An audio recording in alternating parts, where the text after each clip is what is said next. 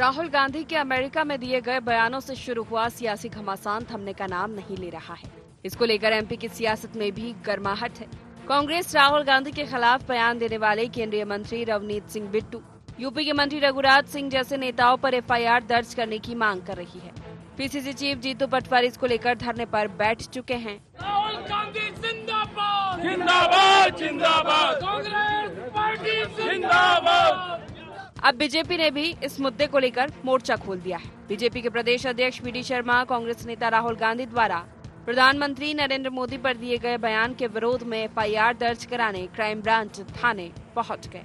भारत के प्रधानमंत्री को किस प्रकार से राहुल गांधी ने गालियां दी हैं, किस प्रकार से देश के संवैधानिक पद पर बैठे हुए व्यक्तित्व का अपमान किया है और किस प्रकार से भारत के बाहर जाकर भारत के प्रधानमंत्री का भारत का अपमान किया है। तो इसलिए आज भारतीय जनता पार्टी मध्य प्रदेश ने एमपी नगर थाने में एफआईआर दर्ज कराई है और आज पूरे मध्य प्रदेश के अंदर कई स्थानों पर राहुल गांधी के खिलाफ आज भारतीय जनता पार्टी एफआईआर दर्ज करा रही है। वी डी शर्मा के राहुल गांधी के खिलाफ एफआईआर दर्ज कराने थाने पहुंचने पर कांग्रेस प्रदेश अध्यक्ष जीतू पटवारी ने पलटवार किया है। पटवारी ने वी डी शर्मा पर तीखा हमला बोलते हुए कहा कि एफआईआर लिखवाना उनका संवैधानिक हक है, लेकिन राहुल गांधी के मुकाबले वी डी शर्मा कहीं नहीं लगते हैं। पटवारी ने कहा कि भाजपा नेता उल्टा चोर कोतवाल को डांटे जैसी हरकत कर रहे हैं। अच्छा है वो हमारे पद चिन्हों पे चल रहे हैं, पर उनको बताना पड़ेगा देश को कि सत्ता आपकी है। आपको बताना पड़ेगा प्रदेश को कि मौलिक अधिकार है इस देश में। आपको बताना पड़ेगा कि बोलने की आजादी है। एफआईआर कराएंगे और एफआईआर की बात करेंगे। राहुल गांधी जी ने देश की एकता और अखंडता के लिए 4000 किलोमीटर पैदल चले। राहुल गांधी जी के पिताजी ने इस देश की एकता और अखंडता के लिए शहादत दी, चिथड़े उड़वा लिए। ये वी डी शर्मा जी पैरों की धूल भी नहीं है राहुल गांधी के। देश में मोदी बनाम राहुल की सियासी जंग लोकसभा चुनाव से पहले शुरू हुई। बीजेपी पीएम मोदी के फेस पर चुनाव में उतरी तो कांग्रेस से मोर्चा संभालते ही राहुल गांधी ने सीधे पीएम मोदी को ही निशाने पर लिया। चुनाव के बाद भी ये जंग जारी है। नेता प्रतिपक्ष के दौरे पर पहली बार अमेरिका गए राहुल गांधी के बयान पर भाजपा उन्हें देश विरोधी साबित करने में जुटी थी, लेकिन इसी कोशिश में भाजपा नेताओं ने खुद ऐसे बयान दे दिए जिससे उन कांग्रेस बचाव मुद्रा छोड़ आक्रामक हो उठी है। देखना ही है कि राहुल के बयान से शुरू हुआ ये घमासान कहां पर जाकर खत्म होता है। Bureau report IND 24।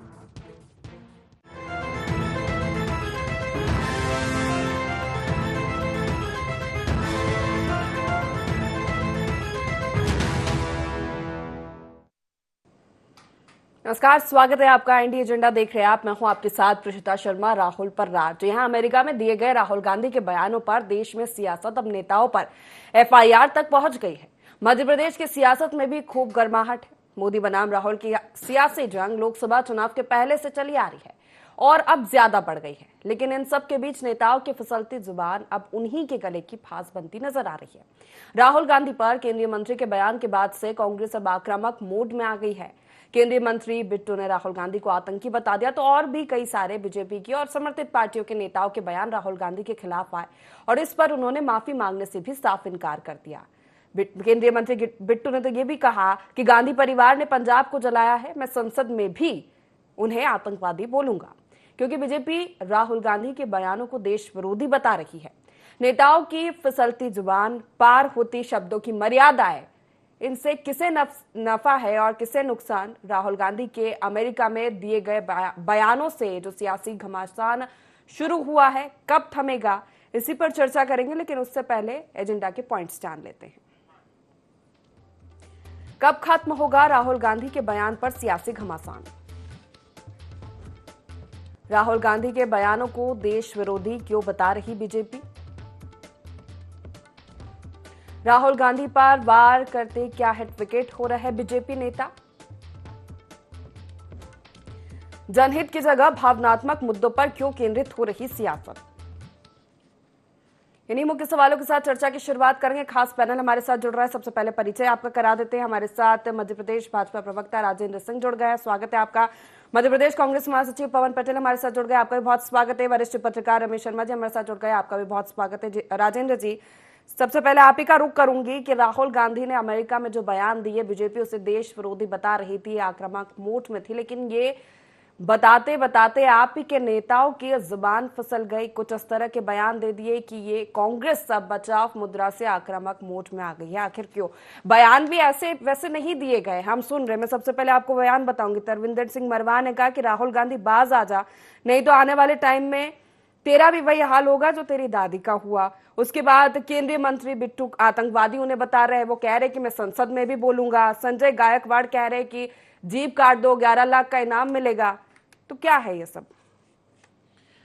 देखिए प्रतिष्ठा जी, गत दिनों भी जब आपके लोकप्रिय चैनल पर ये डिबेट हुई थी, पवन जी भी थे और आदरणीय रमेश शर्मा जी थे। ये बात उस दिन भी उठी थी। तब भी मैंने ये कहा था कि राहुल गांधी जी देश के संवैधानिक पद पर हैं, नेता प्रतिपक्ष की भूमिका में हैं। उन्हें इस बात का ध्यान रखना चाहिए कि वो विदेश में जाकर क्या बोलें, किनसे मिल रहे हैं, क्या बात कर रहे हैं, क्योंकि वो कोई आम सांसद की तरह नहीं है। अगर संवैधानिक पद पर हैं तो उसकी गरिमा का भी ध्यान रखें। इस देश की लोकतांत्रिक प्रक्रिया में पूर्व में अटल बिहारी वाजपेयी और सुषमा स्वराज जी जैसे भी नेता प्रतिपक्ष हुए हैं, जिन्होंने विदेश में जाकर कभी भारत की बुराई नहीं की।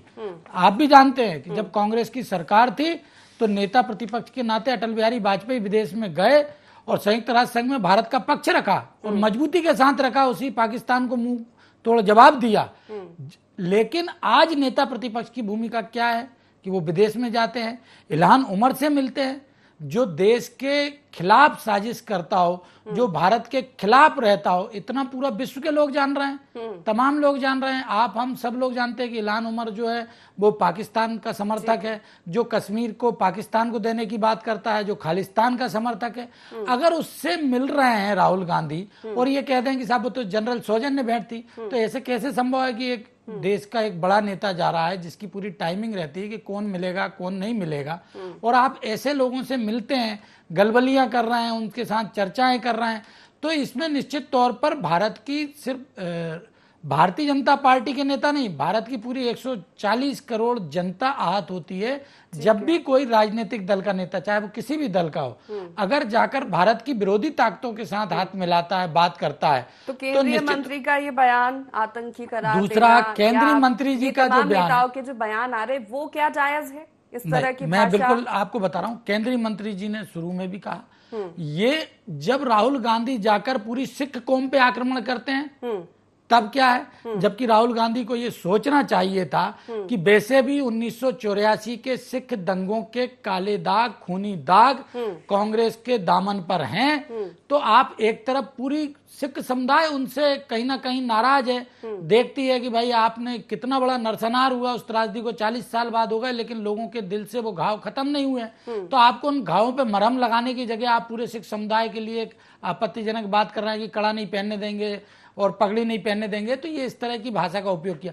निश्चित तौर पर उन्होंने जो कहा है वो व्यक्तिगत उनकी टिप्पणी हो सकती है, वो व्यक्तिगत रूप से आहत होते हैं। और मैं ये मानता हूं कि अन्य नेताओं ने भी जो बोला वो पार्टी उसको डिफेंड नहीं कर रही, ना पार्टी उनके उस बयान से सहमत है कि जीप काट लेंगे वाले बयान से, लेकिन ये तात्कालिक आक्रोश में दिया गया एक ऐसा बयान है जिसमें जब आप देखते हैं कि हमारे देश के खिलाफ आप जा रहे हो, देश के खिलाफ जो लोग हैं उनके साथ नहीं करार दे सकते ना, पर्सनल ग्रजेस नहीं निकाले जा सकते ना एक संवैधानिक पद पर रहकर, संवैधानिक पद पर रहकर। लेकिन जब वो संवैधानिक पद पर रहने वाला आदमी विदेश में जाके प्रतिष्ठा जी ठीक है आतंकी से मिल रहा है, इल्हान उमर से मिल रहा है, गलबलियां कर रहा जवाब ले लेते हैं और उसके बाद आप कह रहे हो तो वो उनकी व्यक्तिगत बोया पेड़ बबूल का तो आम कहाँ से हुई।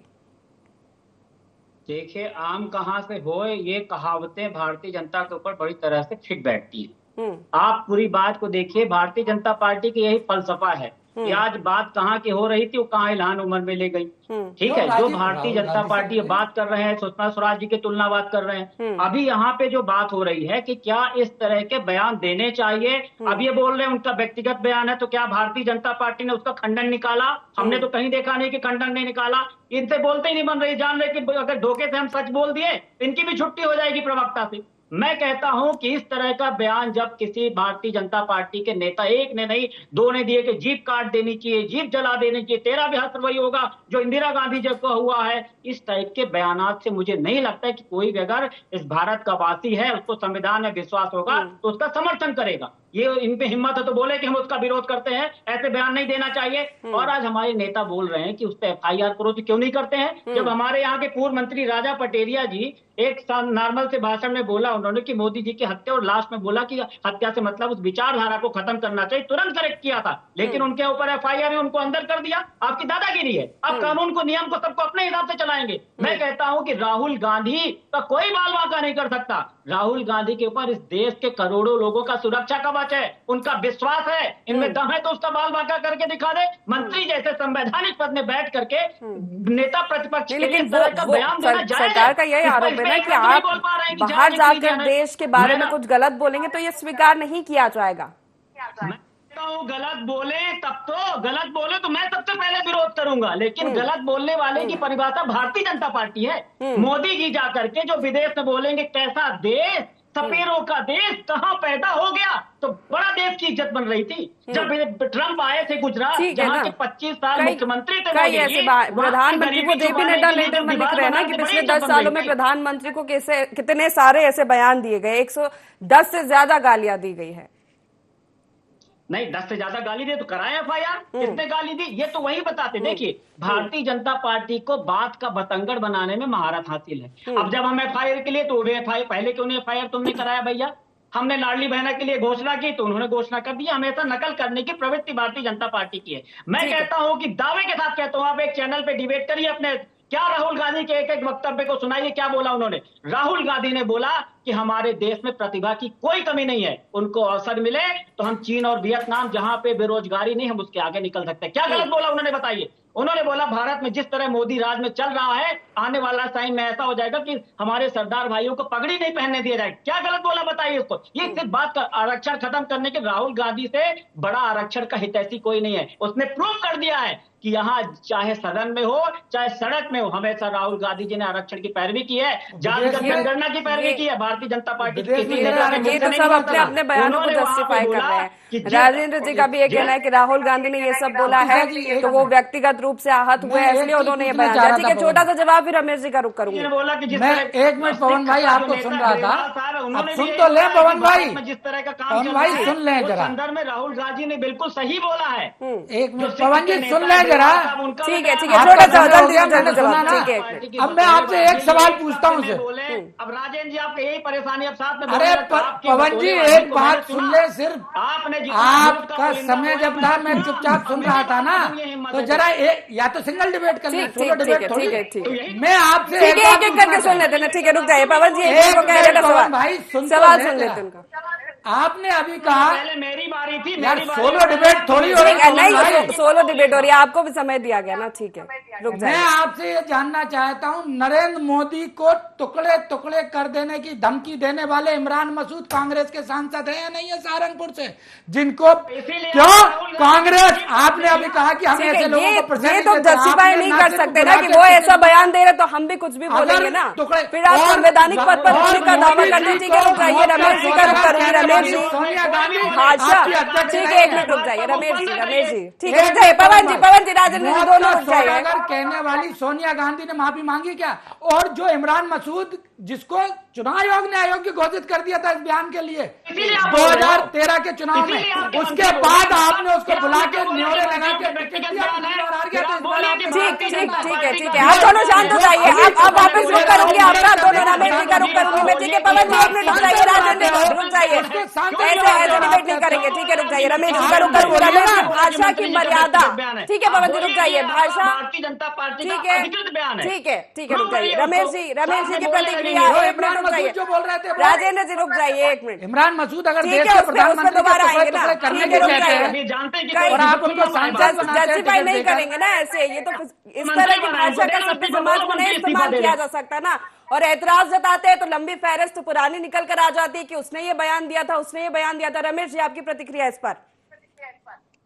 ये मोटे तौर पर कहीं ना कहीं राजनेताओं को अपनी भाषा पर संयम रखना चाहिए, न केवल भाषा पर बल्कि अपने आचरण पर संयम रखना चाहिए। जो लोग राजपुरुष हैं, लोग उनकी भाषा का, उनके आचरण का अनुसरण करते हैं। मैं ये दोनों बयानों के पक्ष में नहीं हूँ। ना तो राहुल जी ने जो बात अमेरिका में जाके देश की आंतरिक समस्याओं की बात कही और जो पॉलिटिकल आरोप वहां पर लगाए, ना मैं इसका समर्थक हूँ और इसका तो बिल्कुल ही नहीं हो कि उसकी प्रतिक्रिया में कोई कहे कि उनकी जुबान काट लेंगे या उनका कैसा हश्र होगा। भाई किसका कैसा हश्र होगा वो भविष्य की निगाह में हो, भगवान जी ने सबका अपना तय किया है किसको किस तरीके से दुनिया छोड़ना है। लेकिन इस तरह की बात राजनेताओं के मुंह से शोभा नहीं देती। मैं समझता हूं अब ये दोनों लोगों के ये वचन निकल गए। इन घटनाओं से जिन लोगों के भी ये बयान है, उन सारे लोगों को आत्मचिंतन करना चाहिए और भविष्य में कहीं ना कहीं भाषा की संयम, मर्यादा की संयम और कौन सा विषय हमको कहाँ उठाना है, इस बात बहुत महत्वपूर्ण है कि क्या विषय है और उसको किस स्थान पर, देश काल और परिस्थिति देख करके हमको वचन उठाना है कि किस स्थान पर बोल रहे हैं, किन लोगों के सामने बोल रहे हैं। और ये समय मान लीजिए लोग उचित हैं, स्थान उचित है, तो जिनके सामने बोला जा रहा है वो व्यक्ति उचित है कि नहीं है। विवेक जो है कहीं ना कहीं जागृत रहना चाहिए भावनाओं पर।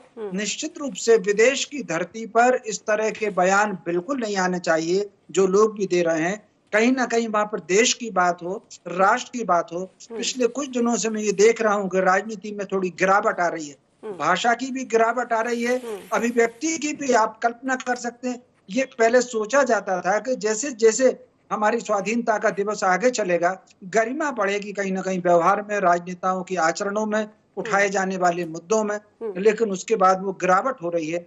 मैं लगातार स्तर गिरता जा रहा है। और देखिए, अगर मैं गलत निचोड़ वाले बयान पर 2 साल की सजा हुई थी राहुल गांधी को। रमेश जी, इस तरह के बयान पर क्या होना चाहिए? एक्शन होना चाहिए, FIR दर्ज होना चाहिए? डेफेमेशन के मामले सामने आते हैं।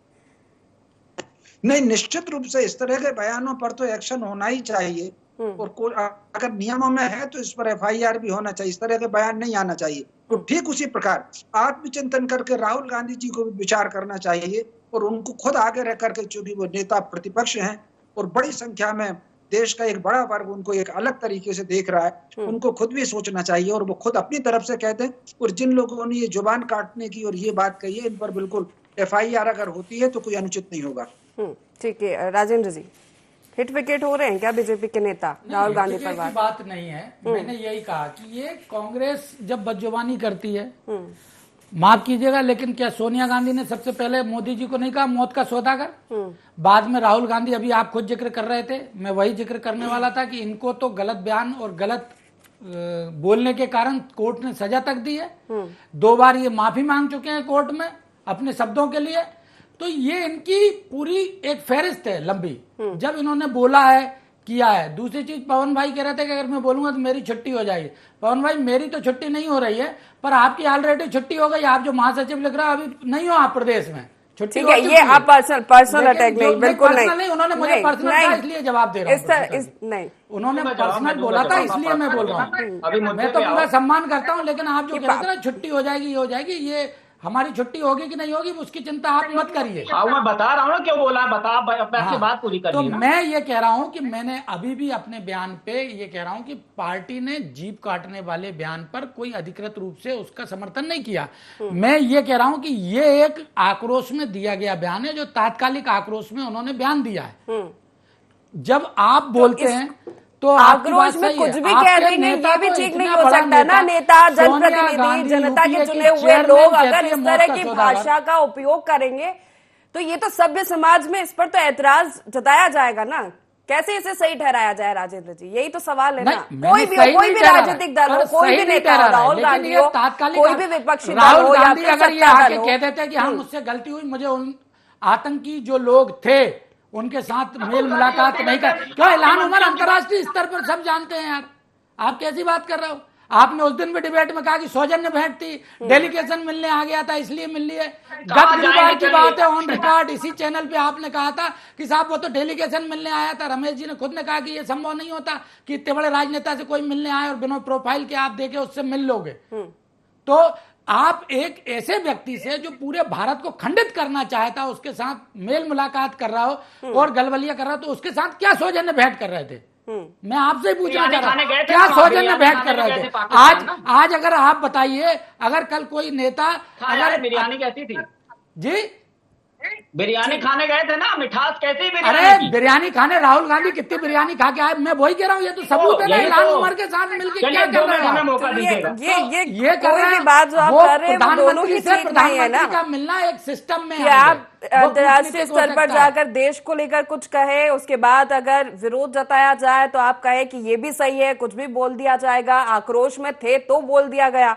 पवन जी, देखिए, मेरा निवेदन ये है कि अभी राजेंद्र जी ने एक तरह से प्रूफ किया कि वो उनका व्यक्तिगत बयान था, फिर दूसरी तरफ बोल रहे हैं कि आपके द्वारा ऐसा बयान किया था, तो हमारे तो 2 चीजें तो पहले निर्णय कर ले कि भारतीय जनता पार्टी का अधिकृत। अब देखिए आप राजेंद्र जी, ठीक है, आप रुक जाए, विनम्रता पूर्वक निवेदन है कि आप चुप ठीक रहिए। है, हाँ सुनेंगे राजेंद्र जी, अगर एक ये मिनट। कह दें कि अगर ये कह देते, इनसे यही निवेदन था, ये तो कह देते कि भारतीय जनता पार्टी का अधिकृत बयान है, आप उस बयान के पूछेंगे तो वहां की बात ले जाएंगे। भारतीय जनता पार्टी की फितरत आज की बात पूछेंगे तो 1976 में चले जाएंगे। मैं कहता हूं, खुला कहता हूं कि भारतीय जनता पार्टी या कांग्रेस का कोई भी व्यक्ति हो, अगर देश के विरोध में गलत बयान कर रहा तो उसके ऊपर FIR अंदर होनी चाहिए, उसको अंदर करना चाहिए। ये बोले कि वो मंत्री ने गलत बोला है, आप बोलिए, आप बोलिए कि राहुल गांधी आतंकियों से पहले ये गलत किया, राजेंद्र जी माफी मांगे। विनम्रता पूर्वक निवेदन है कि चुप रहिए आप। क्यों मेरी चुप बात रहिए? ये मेरी सुनिए। नहीं, तो ये इसलिए बात हमसे नहीं, इनसे आप निवेदन है, गलत मेरा आरोप निवेदन लगाएंगे, इनसे तो यही कोई है नहीं कि या तो ये डिसाइड नहीं कर पा रहे हैं कि इनका नहीं, अधिकृत मैं बयान है, decide नंबर नहीं 1। हूं, आप दूसरा, decide अगर नहीं ये हो। बोल रहे हैं कि राहुल गांधी जी ने बोला है, सोनिया गांधी जी ने बोला, तो मोदी जी के बयान की तुलना नहीं करेंगे। जब मोदी जी बोले 50 करोड़ की गर्लफ्रेंड, बस विदेश में जाके कैसा देश, सपेरों का देश कहाँ में पैदा हो गया, वो सब बयानों की खड़गे जी तुलना ने नहीं जहरीले करेंगे। साफ आप ये बताया तो था, करेंगे, रावण के जी शौक से तभी प्रधानमंत्री को तुलना कहा करने था, लगेंगे, बिहारी हिटलर के वाजपेयी जी की, नेता, तब हिटलर का मोदी जी क्या की तुलना हाल नहीं हुआ, करेंगे। हिटलर यहाँ जैसी मोदी मौत, जी ये तमाम तरीके के बयान कांग्रेस नेता की ओर से आए थे ना। जब आप हिटलर के मैं तो नेता बोल हिटलर रहा की हूं ना मौत कि कहते हो मैं तो- तब ठीक मैंने- है। ठीक है पवन जी, छोटा सा जवाब। बोल रहा हूं, मैंने तो बोला ना कि भाई अगर किसी भी पार्टी का कोई व्यक्ति गलत बयानबाजी करता है तो जैसे रमेश जी बोल रहे हैं कि उसको अंदर करिए, लेकिन ये मत देखिए कि कांग्रेस का है तो हम FIR नहीं करेंगे, भाजपा का है तो हम FIR करेंगे। ये नहीं होना चाहिए। और ये भी नहीं होना चाहिए कि भारतीय जनता पार्टी के किसी भी नेता के मुख से निकला हुआ शब्द देश प्रेम की परिभाषा बन जाए और हम कुर्बानी दे दें तो हम देशद्रोही बने रहें। ये जो दोहरा चरित्र भारतीय जनता पार्टी के शासन काल में है, वो दोहरा चरित्र नहीं होना चाहिए। न्याय कानून सबके लिए एक तरह होना चाहिए। राहुल गांधी जी ने जो बात बोली है उस बात को 100% यहाँ प्रूव करेंगे। उसको गलत तोड़ के राहुल गांधी आरक्षण का विरोध कर रहे थे, बोलेंगे खुल के, आप सुनाइए वो क्लिपिंग की कहां पे कर रहे थे विरोध, लेकिन ये झूठ पेरोसते हैं। अभी तक आरक्षण का विरोध भारतीय जनता पार्टी का हर नेता करता था। देश विरोधी लोगों से मिले राहुल गांधी, उन्होंने कहा यही आरोप है, देश विरोधी टिप्पणियां दलितों के बारे में आप अंतर्राष्ट्रीय स्तर पर जाकर बात कर रहे हैं। ठीक है राजेंद्र जी। पवन भाई एक चीज बताइए, इल्हान उमर से मिले वो सही था क्या? वो मैंने पहले ही बताया, प्रताप बोलते गलवैया कर रहे थे, हमने तो अरे तो मिले गलवैया और क्या होता, कोई उनके साथ कोई खड़े थे। अरे खड़े, ये कोई बात नहीं हुई। देखो आप जो कह रहे थे, दूसरी चीज आपने कहा कि जो है गलत है, आप बोलिए ना राहुल गांधी गलत करते हैं, इल्हान उमर से मिलके आए गलत किया। दूसरी चीज अभी मैंने आपने एक चीज का जवाब और नहीं दिया। इमरान मसूद ने देश के प्रधानमंत्री को कहा कि टुकड़े टुकड़े कर दिए जाएंगे, जिसके लिए जेल गए, उनको निर्वाचन लड़ने से रोका गया। एक मिनट सुन तो लो, फिर वही बात। अब आप जब बोल रहे थे मैं सुन रहा था ना पवन भाई। पवन भाई ये तो बता दो, पवन जी आप ये तो बता दो कि इमरान मसूद को टिकट देके वापस सांसद बनाने के लिए आपने टिकट दिया कि नहीं दिया? जिसने कहा था कि मोदी तेरे टुकड़े टुकड़े कर दूंगा, जिसको चुनाव आयोग ने पनिशमेंट दिया था, उसका निर्वाचन से लड़ने से रोक लगाई थी, जेल भेज दिया था, उसको कांग्रेस ने टिकट देके चुनाव लड़ा के सांसद बनाया या नहीं बनाया? आप ऐसे लोगों को पुरस्कार देते हो और मुझसे कह रहा हूं आप माफी मांगने की जगह उसको पुरस्कृत कर रहे थे। बात माफी की तो नहीं, आपने सांसद का टिकट देके उसको एक बार नहीं 2 बार टिकट दिया और उसको सांसद बनाया। ऐसे जनता ने पहली बार में जनता ने नकार भी दिया था। पहली बार में जनता ने, तो मतलब वही है कि अगर आतंकी चुनाव लड़ेगा, आतंकी को चुनाव भी लड़ाओगे आप, ऐसे देशद्रोही या ऐसे बोलने वालों का आप चुनाव लड़ा दोगे तो वो ठीक हो जाएंगे। ठीक है रमेश, तो फिर तो हमारे की जगह भावनात्मक मुद्दों पर ये सियासत, अरे आप बोलिए ना कि इमरान मसूद को टिकट देके हाईकमान ने गलत किया। इस तरह की बयानबाजी, भाषा का गिरता स्तर उन लोगों का जो संवैधानिक पद पर है, जिन्हें बहुत सोच समझकर बोलना चाहिए, वो लोग जो जनता के चुने हुए हैं, एक स्तर पर बैठे हुए, और उसके बाद फिर अगर ऐतराज जताया जाए तो पुरानी फहरिस्त निकलकर सामने आ जाती है और फिर उसे जस्टिफाई किया जाता है कि आक्रोश में बोल दिया गया, ये व्यक्तिगत बयान था। तो ये सब स्वीकार नहीं किया जा सकता ना। नहीं, निश्चित रूप से जैसा कि मैंने कहा है कि राजनेताओं के आचरण, इसमें कोई शक नहीं कि जैसा कि राहुल गांधी जी की जो अमेरिका यात्रा थी, उनकी जो 3 लोगों से भेंट हुई, मंत्री एक डोनाल्ड लू से भेंट हुई है, उनकी इल्हान उमर से हुई है, प्रमिला जयपाल से हुई है। ये प्रमिला जयपाल वो है जब वो कनाडा में एक आतंकवादी की हत्या हुई तब उसने कहा था कि ये भारत से करवाई, और उसने अमेरिका के राष्ट्रपति को पत्र लिखा था कि वो मोदी से बात करें इस मामले में और इसकी जांच होना चाहिए। इस तरह के लोगों से राहुल गांधी जी तो छोड़ ही दीजिए, किसी भी नेता को इस तरह के लोगों से विदेश में बात नहीं करना चाहिए। ये डोनाल्ड लू, हालांकि उनको मान सकते हैं क्योंकि मिनिस्टर हैं, हालांकि डोनाल्ड लू पर आरोप है कि पाकिस्तान और बांग्लादेश की सरकारें जो गिरी हैं उसमें उन्हीं का हाथ है, फाइनेंस उन्होंने किया है, ये चर्चाओं में है, यद्यपि इसके कोई प्रमाण नहीं आए हैं, लेकिन डोनाल्ड लू चर्चा में है इस समय।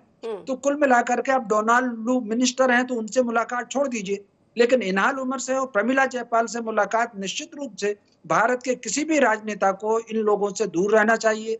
और इसकी प्रतिक्रिया के भी नियम है, तरीका है। भाजपा के नेता कहीं ना कहीं बजाय ये कहने के ऐसा होगा, मान लीजिए सिखों को के बयान से अगर आपत्ति थी तो 1984 का सारा विवरण पब्लिक के सामने रखते। तो कुल मिलाकर के लेकिन शब्दावली पर संयम हमेशा रखना चाहिए। शब्दावली 9 करोड़ की शब्दावली है हिंदी की, तो शब्दों की कमी है क्या आपको आक्षेप लगाने में, आरोप लगाने में? इस तरह की शब्दावली राजनेताओं को बिल्कुल शोभा नहीं देती। बिल्कुल नहीं इस पर शोभा दोनों देती है, राजनीतिक दलों लेकिन को ये जिस तरह की राजनीति या सियासत अभी देखने को मिल रही है, ये सभ्य समाज के लिए तो ठीक नहीं है। समय की कमी है। आप तीनों मेहमानों का बहुत शुक्रिया हमारे साथ इस चर्चा में शामिल होने के लिए। तो राजनेताओं की फिसलती जुबान, किसे नफा किसे नुकसान, ये तो समय बताएगा। ये देखने वाली बात होगी कि ये बयानों पर इस तरह की बयानबाजी, भाषा का उपयोग या शब्दों की मर्यादाएं पार कर जाना किसको नुकसान होता है। सभ्य समाज में तो ये स्वीकार नहीं किया जा सकता, लेकिन इस पर जो सियासी जंग छिड़ी हुई है ये कब थमेगी, ये आने वाला वक्त बताएगा। एजेंडा में फिलहाल इतना ही। बने रहिए IND 24 के साथ। नमस्कार।